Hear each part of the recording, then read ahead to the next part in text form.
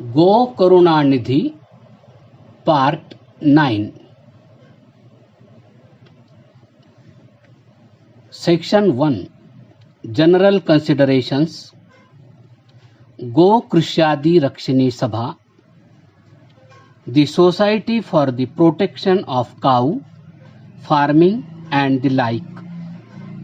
Translator's Note. Before the introduction of metric system of the weights and measures, there was in vogue in India the mound, share, chatak system of weights. 1 share is an equivalent of approximately 930 grams, and there are 16 chataks in a share, 1 chatak being 58 grams approximately. 40 shares make 1 mound. The name of this society is GOKARUNA-NIDHI Sabha, for the reason that the aim of this society is to protect the cow and the like animals, and promote farming and the like occupations, leading men and other creatures to all the best kinds of comfort and happiness. Without this, the happiness mentioned below in the following pages can never be attained. None of the things created in this universe by the omnipotent Lord of the cosmos is purposeless. Indeed, each one of them has been brought into being for specific purposes to be served. So, using an object only for those purposes is just and fair. It is unjust and unfair to use it for any other purpose. See, the only proper thing for everyone is to use the eye for the very purpose for which it is meant, and it is undesirable to destroy it before it has been put to optimum use. It is not an evil deed in the opinion of the righteous people that an object should be destroyed instead of being put to those uses for which it has been created by God. Think objectively and judge for yourself whether or not the whole world enjoys numerous comforts and pleasures flowing from the cow and other animals and agriculture and other occasions. Whatever we come to learn through real knowledge cannot be other than true, and this is as plain as 2 and 2 make 4.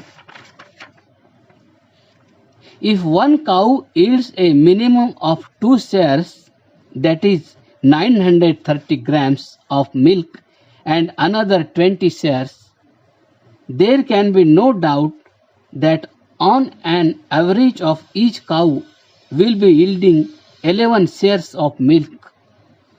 At this rate, the yield per month from one cow on an average will come to 8 mounds, that is 40 shares, and a quarter of milk. Again, if one cow yields milk for a minimum of 6 months and another for a maximum of 18 months at a stretch during one calving season, the average milk yielding span for every cow comes at 12 months. As per this calculation, the milk yield of every cow comes to 99 mounds a year. If this milk is boiled to make kheer, that is rice pudding, by adding to it 1 chatak of rice and 1 chatak and a half of sugar per share, and presuming that 2 shares of milk worth of kheer is sufficient for one man, because this too is an average calculation, as the full diet of one person may be more than 2 shares of milk kheer and of another less than 2 shares. The milk yielded by one cow in one milking span will, at this rate, suffice for one meal for 1,980 persons. During her lifetime, a cow calves at least 8 times and at the most 18 times, the average of which comes to 13 times.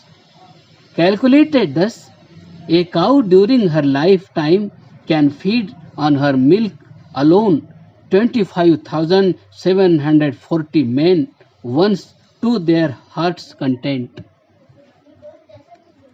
An average cow bears 6 she-calves and 7 he-calves. It is likely that, due to some ailment, etc., one of them may not survive, leaving the other 12 to live a full span of life. Thus, in the manner described here, 1,54,440 persons can be fed on the milk of these 6 she-calves exclusively. Now for the 6 oxen. Since one pair of oxen can help produce 200 mounds of food grains in the 2 harvests of a year, the 3 pairs of them can produce 600 mounds of food grains every year. The average work span of an ox being 8 years, 3 pairs of oxen have the capacity of producing 4,800 mounds of food grains during their lifetime.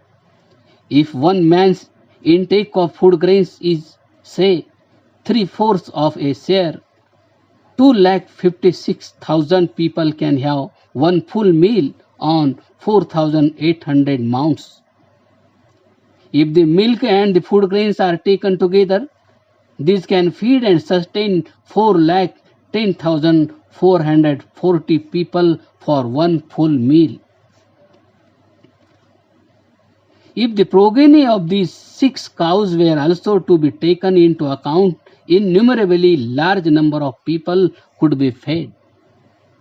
On the other hand, the flesh of one cow can feed only an estimated 80 beef-eating persons. Mark, why should it not be regarded as a gigantic sin to kill lakhs of creatures for a petty gain and thereby deprive countless people? Although a she-buffalo yields more milk than a cow, while a he-buffalo is less useful than an ox, all the same people derive greater benefit from cow's milk and, of course, the use of oxen than from buffalo's milk and the use of he-buffaloes. The reason is that cow's milk is more conducive to health and intellect, etc., than buffalo's milk, and the ox is more useful than the he-buffalo. That is why the Aryas have esteemed the cow as the best of all the animals.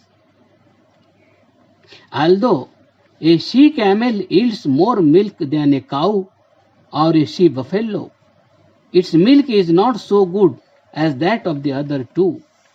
The camel deserves our praise, but only as a beast of burden for speedy transport. As for the she-goat, it gives at least 1 share and at the most 5 shares of milk, the average of which comes to 3 shares per day. And it gives milk at a stretch for a minimum of 3 months and a maximum of 5, the average of which comes to 4 months. Its total yield of milk comes to 2 mounds and a quarter in a month and to 9 mounds in 4 months. 180 people can be fed on this milk if calculated at the rates stated above. A she-goat breeds twice a year. Thus, 1 year's yield of milk can provide one full meal to 360 people at this rate. Some goats keep on breeding for 4 years at the minimum and some for 8 years at the maximum, the average of which comes to 6 years. That means one she-goat can sustain 2,160 men during its lifetime by providing them all one full meal. Continued.